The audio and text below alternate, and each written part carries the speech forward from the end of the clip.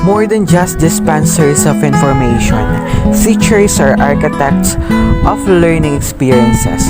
They guide students through the labyrinth of knowledge, fostering curiosity, critical thinking, and the love of lifelong learning.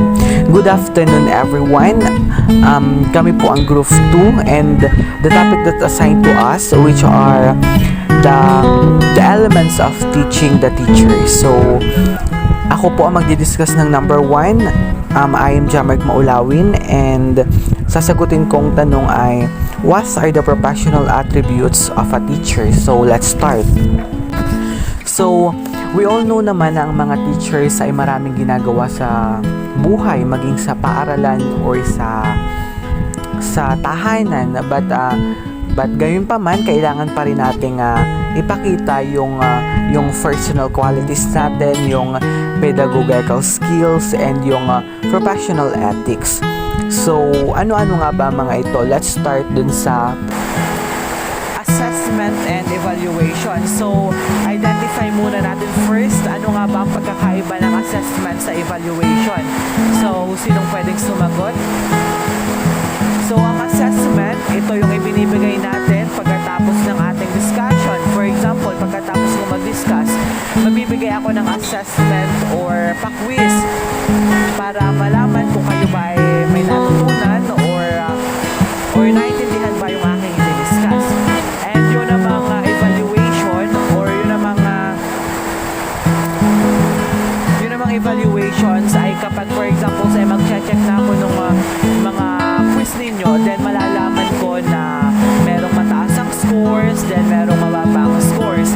So, as teachers, kapag nalaman ko na mababa ang mga scores or mababa ang nakuha ang scores ng aking mga students, kailangan ay bilang teachers ay uulitin yung tinuro or ipapaintindi utay-utay sa students yung hindi nila naintindihan para maano naman sila dun sa pinag-aaralan.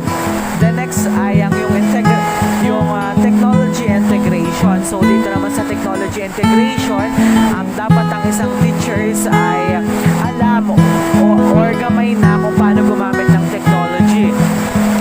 Like for example ay sa LMS, like may mga online classes tayo. Alam naman na dapat alam ng isang teachers kung paano i-operate yun, kung paano magbigay ng mga assignment, kung paano mag-check ng mga assignment, and also habang nagpapahinga ang mga students ay maaari tayong mag-send sa kanila ng mga gawain or mga takdang aralin para gawin nila. Habang nagpapahinga sila ay may natututunan pa rin sila regarding dun sa topic natin. Then ang next ay ang professional ethics. So unang-una sa part ng professional ethics ay ang integrity. So as teachers, kailangan maging role model tayo sa ating mga students. Kailangan ipakita natin yung ugali na dapat tinataglay ng isang guro. Kasi once na ipinakita natin or once na naging role model tayo sa kanila, maaaring gayahin nila tayo in the future, and gawin din yung mga ginagawa natin ngayon sa mga students nila in the future. The next ay ang confidentiality. Naman natin ang mga students ay lumalapit ang loob sa kanilang mga teachers. May mga times na nakakapagsabi sila ng mga problems like family problems or kung saan man mga problema. So, dapat ang teachers ay huwag yung kung ano yung shinare ng kanyang students ay huwag i-share sa ibang tao para naman itago or i-keep yung privacy ng students na nagsabi sa'yo nun.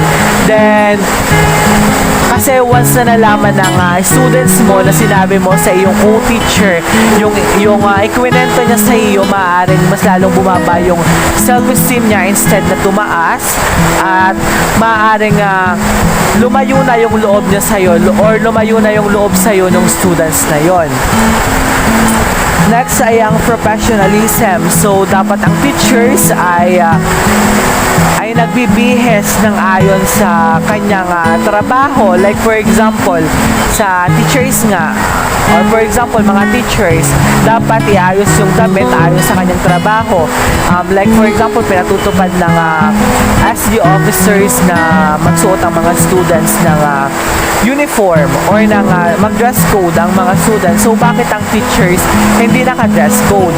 So, dapat as teachers, ikaw yung mangunguna or ikaw yung unang susunod doon sa mga patakaran ng schools bago sundin or para sundan din ng mga students mo.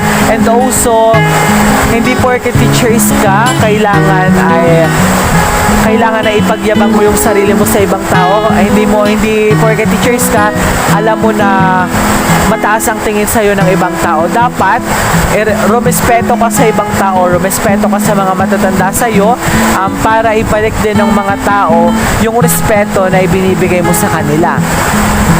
So,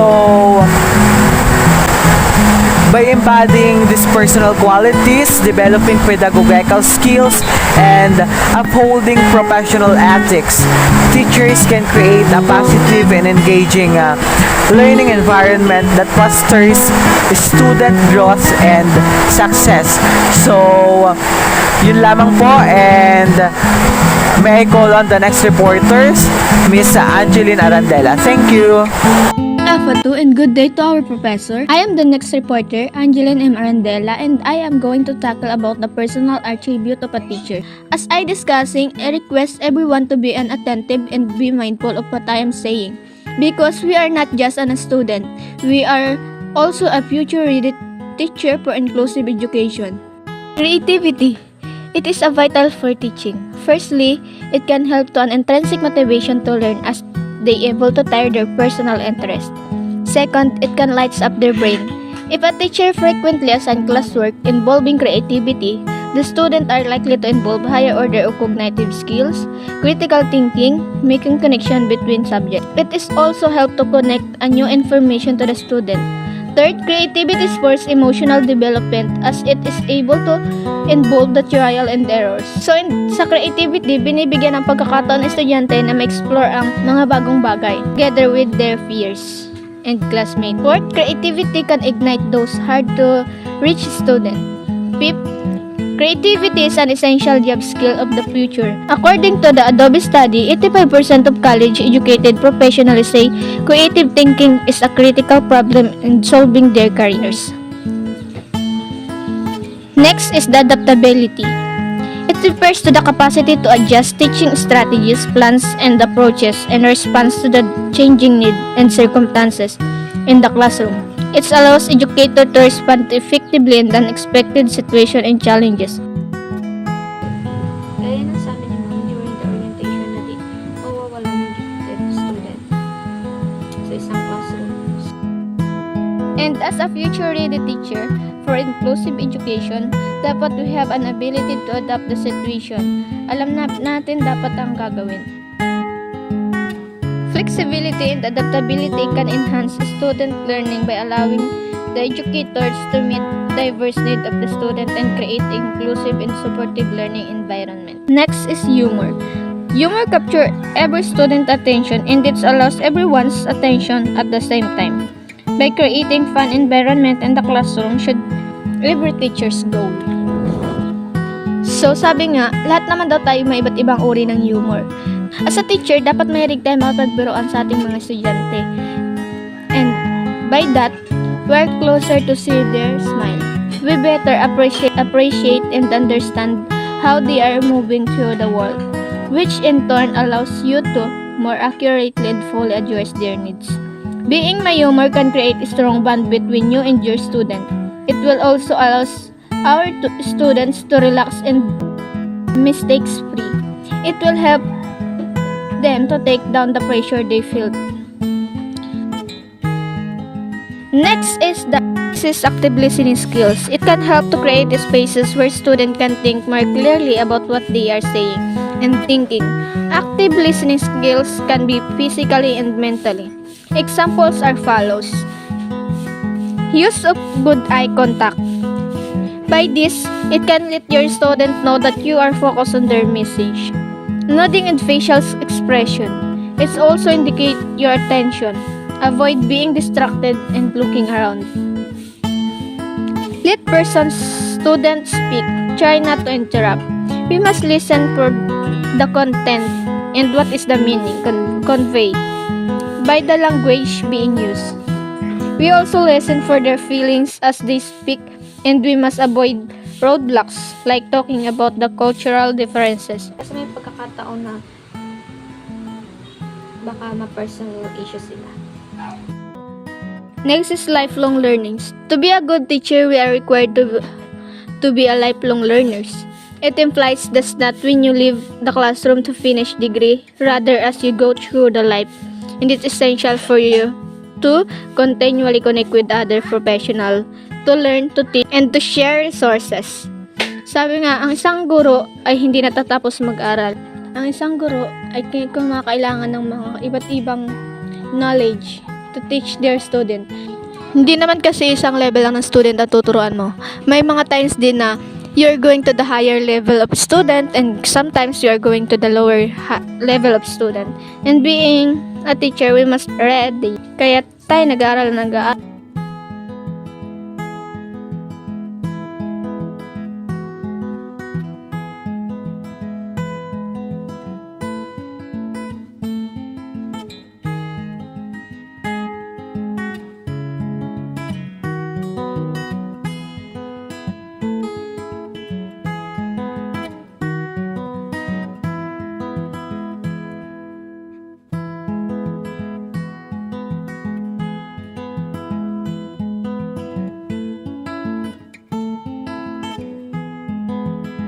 Next is the empathy.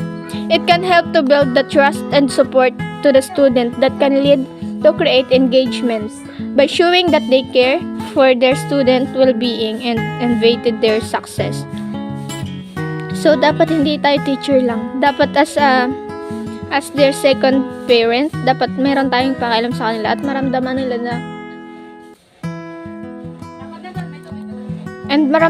yun na mula sa atin. Pag nararamdaman nila na we are able to connect with their minds, mas magiging open sila sa atin na ikwento nila na nararamdaman nila everyday. Next is fair. Being fair is not only giving you a respect as a teacher, but also it will give a student feeling of safeness and trust within the classroom. The term fairness are pretty straightforward. It will also enhance the quality and integrity of their academic work. Fairness is the attitude of the teacher to treat their student equally without being affected by the factors such as level of academic achievement or family background.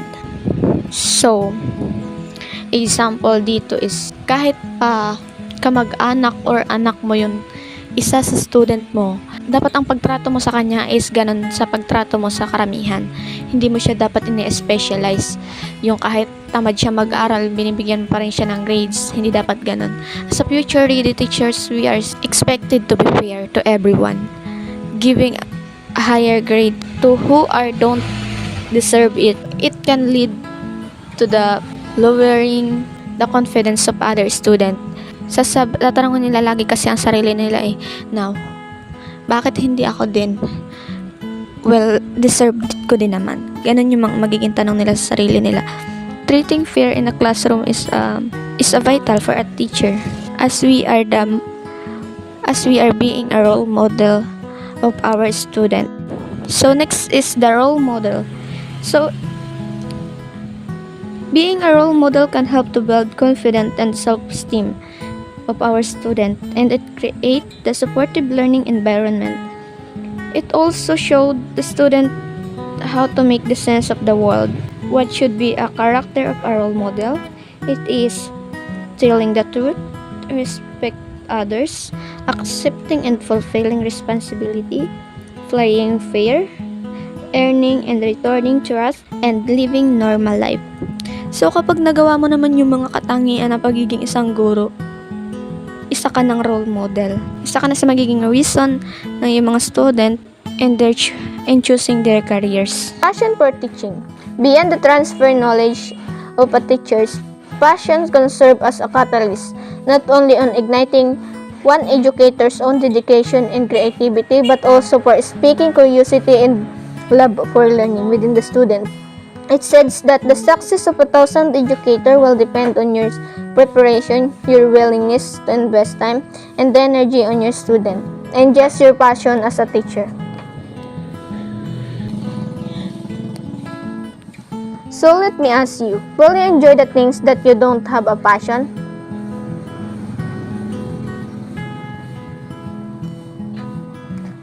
I guess not, because no one will enjoy the things that we don't have a passion. And most likely, a person will be success if they have a passion to the path they choose. Same as a teacher, we will enjoy teaching if we have a passion to it, and we can be a role model to our student as we can inspire them to lead into theirs. Next is the collaboration. Teaching is a dynamic and rewarding profession, when the educators came together and collaborative thing magic happened. The success of collaborative teaching team is the testament of transformative power and collective effort of education.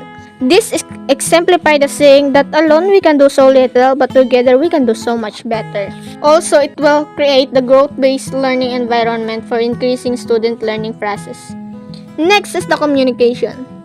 Communication can help teacher to understand better their student and build that positive relationship with them. Also, a good communication can help teacher to resolve the conflict and manage their classroom, as it will help to improve the relationship, increase in the understanding, the model of a positive interaction. Next is the respect.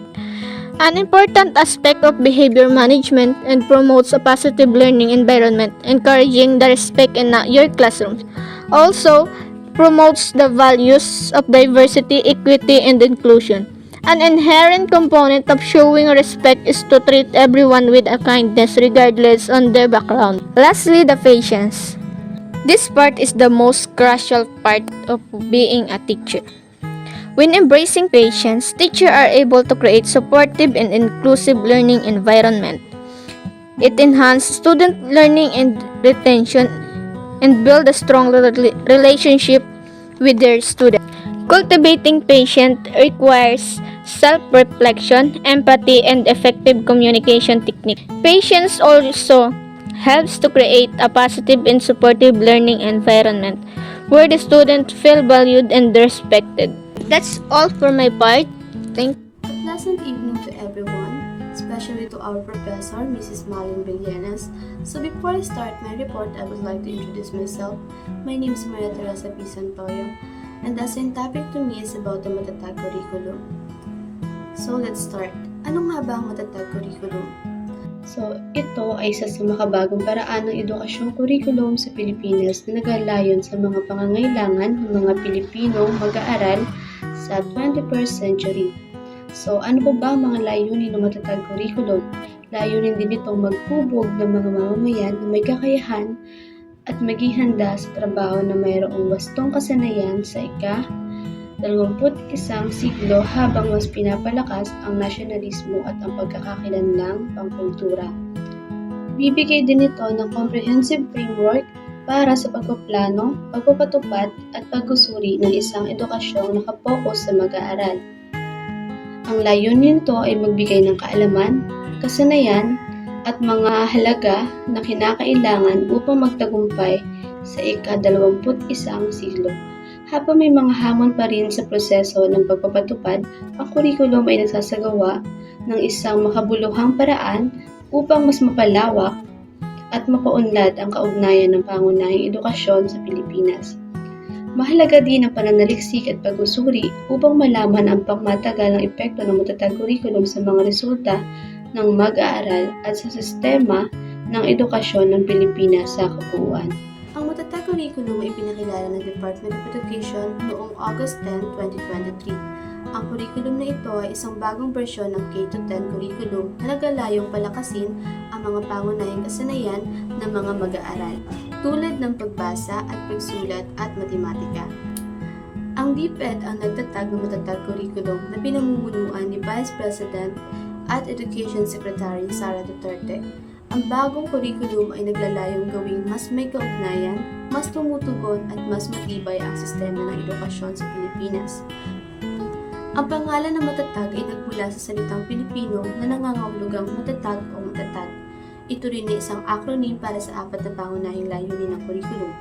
Una, makabagong curriculum na napapanahon. Pangalawa, talino na mula sa isip at puso.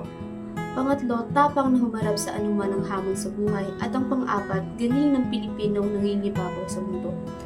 So, ang matatag curriculum ay nagsimula ng ipatupad sa mga piling paaralan noong September 2023 bilang bahagi ng pilot implementation. Ang buong pagpapatupad nito ay magsisimula sa school year na 2024 to 2025 na magsisimula sa kindergarten, grade 1, grade 4 at grade 7.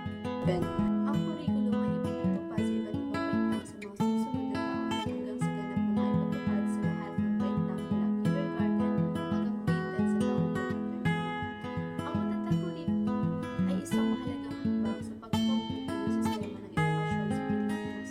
Ang layunin nito ay upang ang mga mag-aaral may mga kasanayan at kaalaman na kailangan nila upang magtutulong para sa kanilang buhay. At dahil natatanan tayo sa 4 na main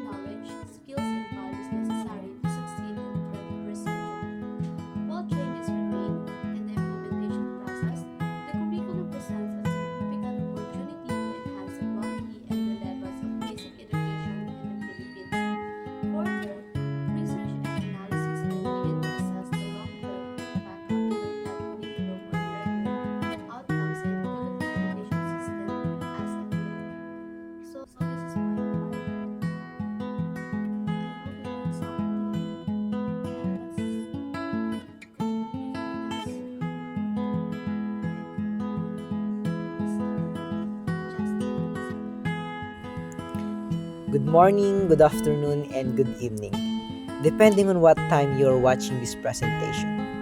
My name is Justin B. Felisilda, and before I start, I would like to ask you a question. As a future educator, what are the standards to be called professional teachers?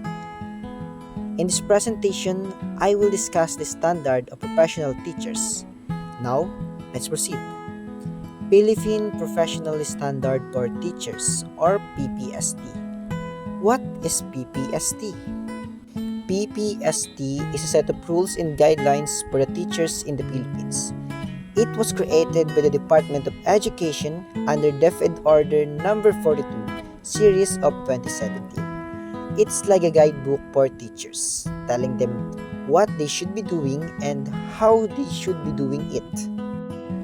Now, let's find out why was the PPST developed. PPST was created because they wanted teachers to have a clear goals and expectation for their careers. It's like having a roadmap for teachers, helping them to know what they should be working towards, whether they are just starting out or they have been teaching for a long time. The PPST also wants teachers to keep learning and improving their skills, and it provides a way to measure how they are doing. It's like a systems for giving teachers feedback and helping them to grow. The PPST have 7 domains, or can be called the pillars of effective teaching. These pillars guide the teachers to become effective in teaching. The first one is content knowledge and pedagogy. Teacher must have a deep understanding of their subject matter and be skilled at teaching it effectively. They should also stay up to date on the latest research in teaching and learning and use technology to enhance their lessons. The next one is learning environment. Teachers are responsible for creating a safe, supportive, and stimulating learning environment where all students feel comfortable participating and engaging with the materials. They should manage the classroom effectively and promote a positive learning experience for everyone. Third domain, diversity of learners. Teacher must recognize and respond to the unique needs and backgrounds of their students, creating an inclusive classroom that welcomes and supports all learners. They should be sensitive to the diversity of their students' experiences and provide an appropriate support and challenges for each individuals. The domain 4 focuses on curriculum and planning. Teacher must develop well-instructed lesson plans that are aligned with the curriculum and learning objectives. They should collaborate with colleagues to share ideas and resources, enriching their teaching practices and ensuring their lessons are relevant and engaging for the students. Domain 5, assessment and reporting. Teachers should use a variety of assessment methods to monitor their students' progress, provide feedback, and inform their instructional decisions. They should communicate effectively with parents, administrators, and other stakeholders about the student progress and needs. The sixth domain is community linkage and professional engagement. Teachers should build a strong relationship with the school community, involving parents and other stakeholders in educational process. They should also actively engage in the professional development activities to enhance their skills and knowledge. The last domain is personal growth and professional development. Teachers should demonstrate a commitment to lifelong learning and professional growth, reflecting to their practice and seeking opportunities to improve their skills and knowledge.